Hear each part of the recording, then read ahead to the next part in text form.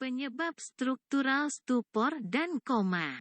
Dua jenis utama cedera struktural otak menyebabkan koma. Lesi kompresif dapat mengganggu kesadaran baik secara langsung dengan menekan sistem arousal ascendens atau dengan mendistorsi jaringan otak sehingga secara sekunder menekan komponen dari sistem arousal ascendens atau target forebrainnya. Lihat sindrom herniasi. Halaman 99. Proses ini mencakup berbagai macam lesi desak ruang seperti tumor, hematoma, dan abses. 2. Lesi destruktif menyebabkan koma melalui kerusakan langsung pada sistem arousal ascendens atau target prosenfalon. Untuk menyebabkan koma, lesi di diensefalon atau batang otak harus bilateral.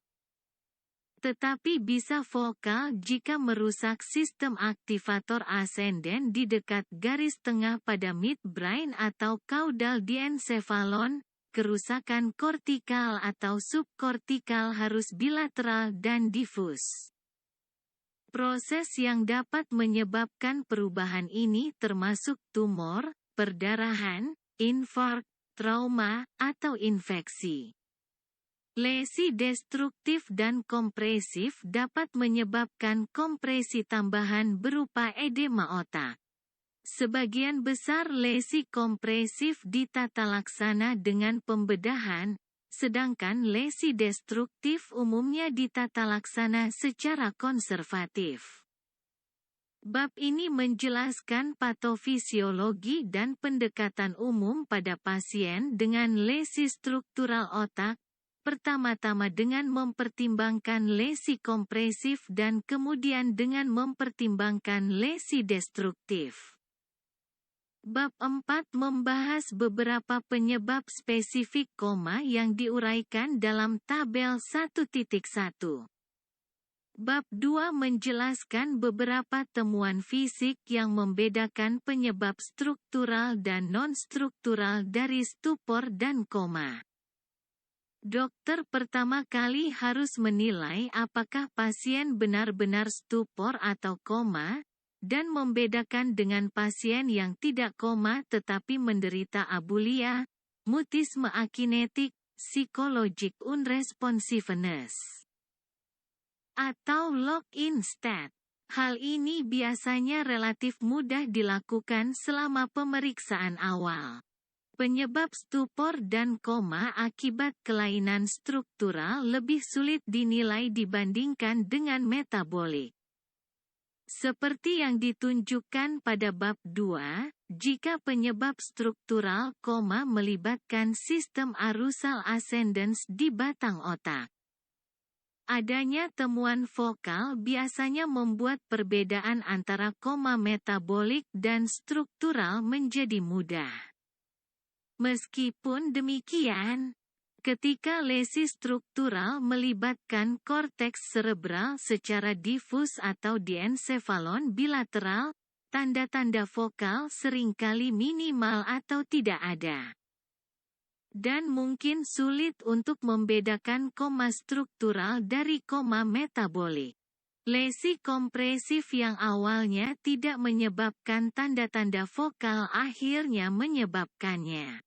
Tetapi pada saat itu koma sudah irreversibel. Jadi, jika ada pertanyaan tentang perbedaan antara koma struktural dan metabolik, segera setelah pasien stabil. Pencitraan harus dilakukan untuk menyingkirkan massa yang mungkin dapat disembuhkan dengan pembedahan. Biasanya dilakukan komputer tomografi, CT, pada situasi darurat. Yang cukup untuk menyingkirkan penyebab koma yang dapat disembuhkan melalui pembedahan, atau CT angiogram jika dicurigai stroke untuk menyingkirkan oklusi vaskular. Magnetic Resonance Imaging, MRI, dapat menjelaskan banyak lesi patologi lainnya, termasuk infark, infeksi, dan cedera otak lainnya. Mengidentifikasi lesi yang dapat diperbaiki melalui pembedahan yang belum menyebabkan temuan vokal memberikan waktu bagi dokter untuk menstabilkan pasien dan menyelidiki penyebab koma non-struktural. Tambahan lainnya. Namun, waktu singkat dalam hitungan menit, bukan jam atau hari. Jika temuan vokal sudah ada, upaya untuk menurunkan tekanan intrakranial, TIC, termasuk hiperventilasi, agen hiperosmolar dan dalam kasus tumor otak dan kondisi tertentu lainnya, dibahas dalam bab 4 dan 8 pemberian kortikosteroid, bab 7, harus diberikan sebelum mengirim pasien untuk pencitraan.